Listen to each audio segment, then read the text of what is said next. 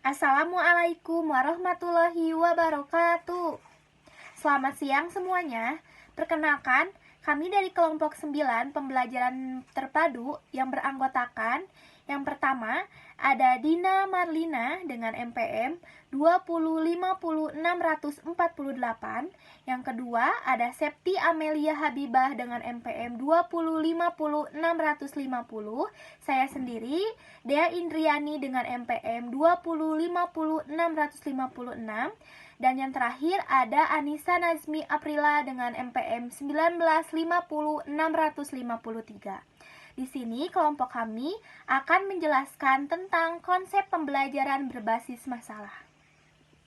Di sini saya akan menjelaskan tentang konsep dasar model pembelajaran berbasis masalah. Pembelajaran berbasis masalah atau disingkat dengan PBM atau Problem Based Learning atau PBL adalah suatu model pembelajaran yang menggunakan masalah dunia nyata sebagai suatu konteks bagi peserta didik untuk belajar tentang cara berpikir kritis dan keterampilan pemecahan masalah, serta untuk memperoleh pengetahuan dan konsep yang esensial dari materi pembelajaran.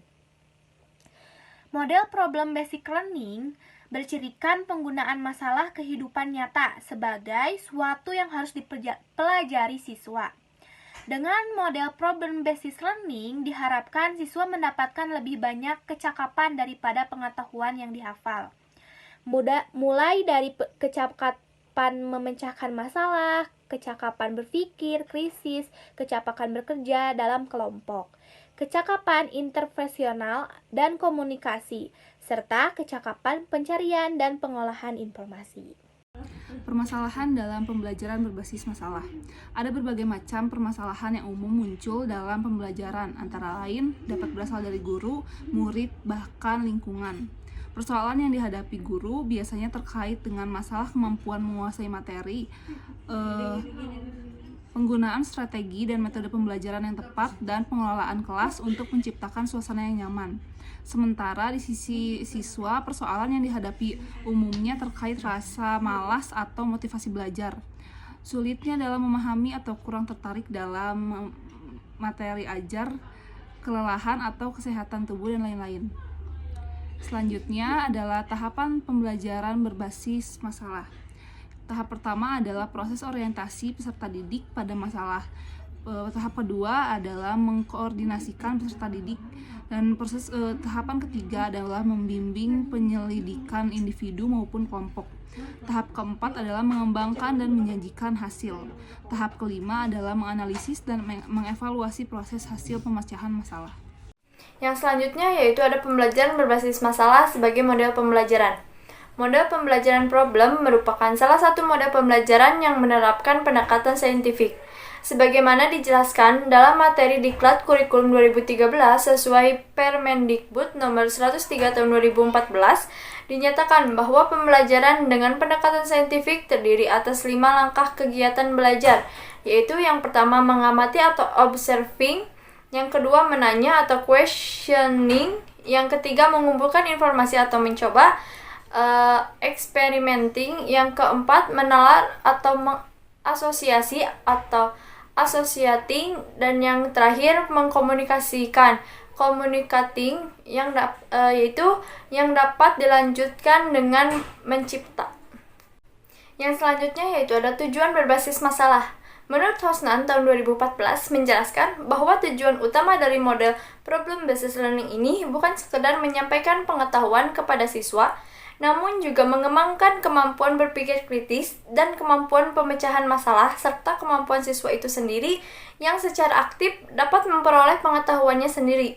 Nah, pendapat itu juga serupa dengan menurut Al-Tabani tahun 2017 yang menyatakan bahwa model Problem Based Learning ini berusaha untuk membantu siswa menjadi pembelajar yang mandiri dan otonom. Perkenalkan, nama saya Dina Marlina dengan NPM 205060048. Selanjutnya yaitu kelebihan dan kekurangan pembelajaran berbasis masalah. Soinim tahun 2017 halaman 132 mengungkapkan beberapa kelebihan model pembelajaran berbasis masalah, yaitu 1. Mendorong siswa untuk memiliki kemampuan memecahkan masalah pada dunia nyata. 2. Membangun pengetahuan siswa melalui aktivitas belajar. 3. Mempelajari materi yang sesuai dengan permasalahan. 4. Terjadi aktivitas ilmiah melalui kerja kelompok pada siswa. 5. Kemampuan komunikasi akan terbentuk melalui kegiatan diskusi dan presentasi hasil pekerjaan. 6. Melalui kerja kelompok, siswa yang mengalami kesulitan secara individual dapat diatasi. Kekurangan pembelajaran berbasis masalah. Soinim tahun 2017 halaman 132 mengungkapkan kekurangan pembelajaran berbasis masalah, yaitu tidak semua materi pembelajaran dapat menerapkan PBL. Guru harus tetap berperan aktif dalam menyajikan materi.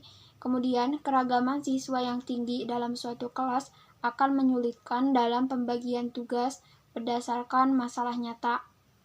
Selain itu, menurut Abidin tahun 2014 halaman 163 mengungkapkan kekurangan dari pembelajaran berbasis masalah ini, yaitu siswa yang terbiasa mendapatkan informasi yang diperoleh dari guru sebagai narasumber utama akan merasa kurang nyaman dengan cara belajar sendiri dalam pemecahan masalah. Kemudian, jika siswa tidak mempunyai rasa kepercayaan bahwa masalah yang dipelajari sulit untuk dipecahkan, maka mereka akan merasa enggan untuk mencoba memecahkan masalahnya.